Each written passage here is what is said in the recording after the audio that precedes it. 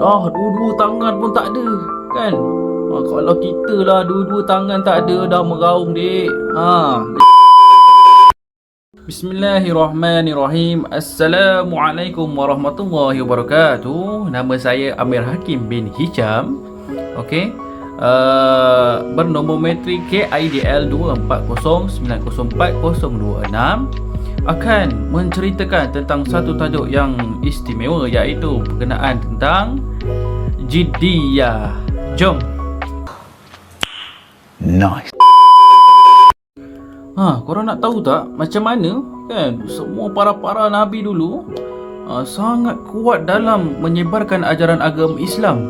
Diorang tak pernah rasa mengalah, diorang tak pernah rasa penat, dan diorang tak pernah rasa give up langsung, okey, dalam menyampaikan dakwah-dakwah dan segala wahyu-wahyu daripada Allah. Bermula daripada Nabi Adam sampailah Nabi Muhammad. Nak tahu tak kenapa? Hai. Okay. Sebab mereka semua tu, okey, ada satu sifat mahmudah yang sangat penting dalam diri mereka, iaitu sifat Jiddiyah. Tapi dahulu kita kena tahu dulu apa yang dimaksudkan dengan Jiddiyah ni.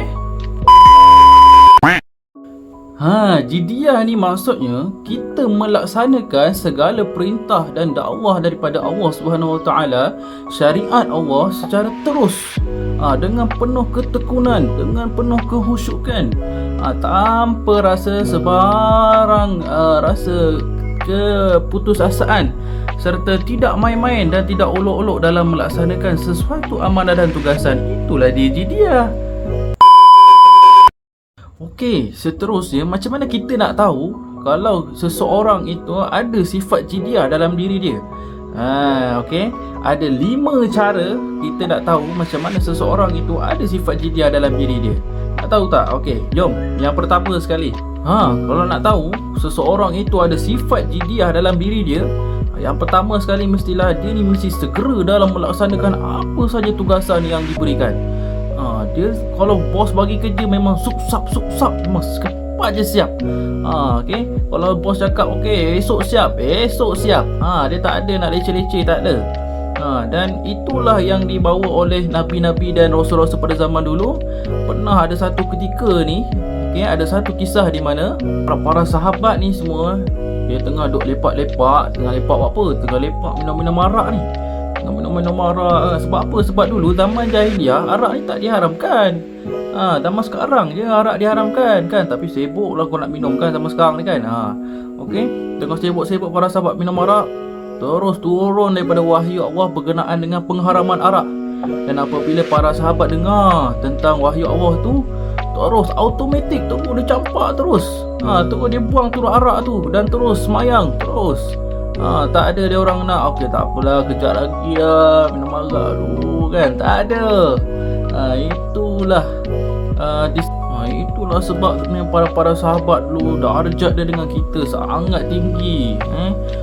Darjat para sahabat ni dengan hamba-hamba macam kita ni jauh beza sangat. Sebab apa? Sebab mereka dengar wahyu Allah je terus dia orang buat. Tak ada lagi leceh-leceh. Okey, yang kedua, macam mana kita nak tahu seseorang itu ada sifat Jiddiyah dalam diri dia? Okey, yang kedua ni ialah dia mempunyai tekad yang kuat dalam diri dia.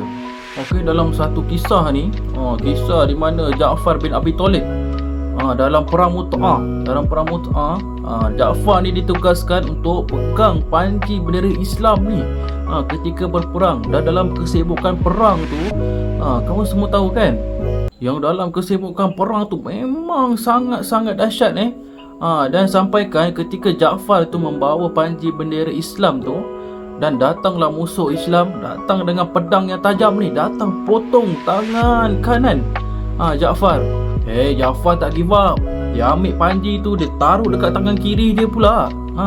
Kemudian datang lagi musuh Islam yang lain, dia ambil pedang tu, dia potong tangan kiri pula. Dah dua-dua tangan pun tak ada kan. Kalau kita lah dua-dua tangan tak ada, dah meraung dek. Jangan cakap sebelah je, kalau dua-dua hilang menangis. Tapi bukan bagi Ja'far bin Abi Talib. Dia buat apa? Dia ambil panji bendera tu, dia peluk pakai tangan yang dah putus tu. Dia peluk lah. Dia peluk dengan erat tau. Dan dia peluk tu bukan sekejap-sekejap, sampai dia mati syahid.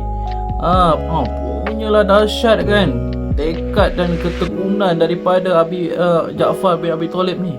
Kita sepatutnya mencontohi lah kisah seperti Ja'far ni.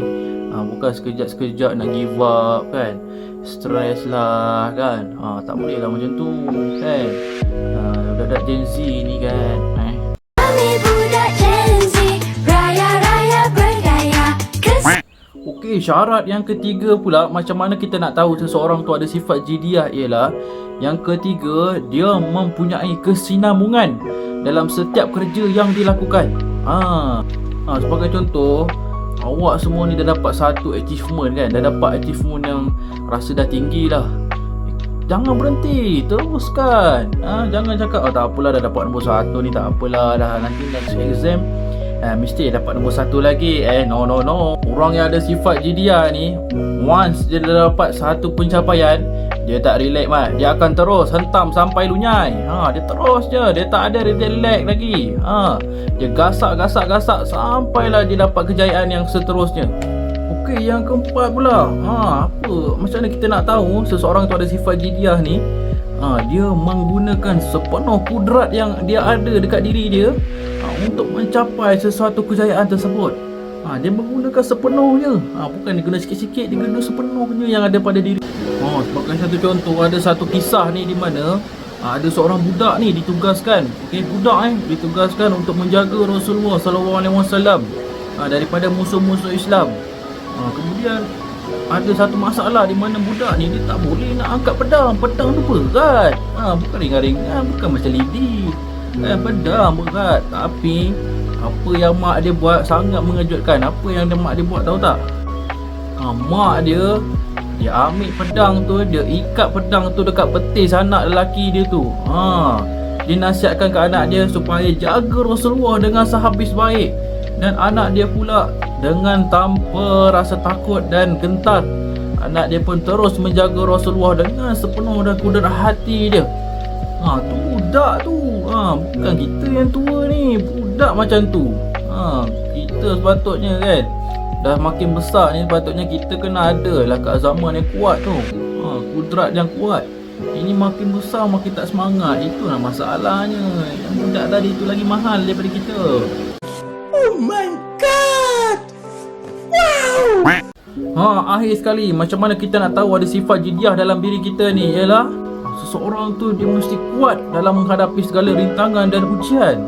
Ada satu kisah ni dulu pada zaman Nabi Muhammad SAW. Ada seorang lelaki tua sifatnya dia ni bungkuk. Saya cerita dia tak kuat lah, bungkuk lah lelaki tua ni. Nabi Muhammad cakap, tak payah dah nak pergi berperang, dan ambil je lah rusah yang ada, sebab dia dah tua kan. Tetapi dengan satu keazaman dan tekad yang kuat ni, dia sanggup menghadapi segala ujian dan rintangan. Lelaki tua tu langsung dia tak ambil rusah dan terus pergi berperang dengan Nabi Muhammad SAW. Itulah yang mahal. Bukan macam kita sikit-sikit penat, sikit-sikit tak larat, sikit-sikit rusah, sikit-sikit tak puasa. So, macam mana kita nak ada sifat jidiah dalam diri ni? Ada cara-caranya. Okey, yang pertama. Ni apa ni, Dek? Ini. Masa. Kita mestilah menggunakan waktu dengan sebaiknya. Janganlah buang masa.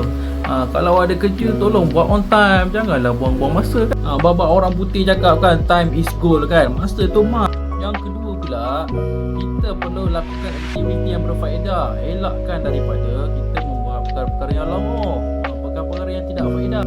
Dan tak lupa juga, akhir sekali, jangan pernah menangguh kerja. Sebab menangguh kerja ni macam racun tau. Dan saya ingin mengucapkan ribuan terima kasih kepada pensyarah saya, Ustaz Safwan, kerana banyak membimbing saya dalam subjek akhlak ini. Dan saya mengucapkan ribuan terima kasih juga kepada rakan-rakan saya yang banyak membantu saya menyiapkan video ini. Meskipun terlambat, tapi harap maaf dipinta. Terima kasih Ustaz Safwan atas tunjuk ajarnya. Wabillahi taufiq wal hidayah. Wassalamualaikum warahmatullahi wabarakatuh. Terbaik.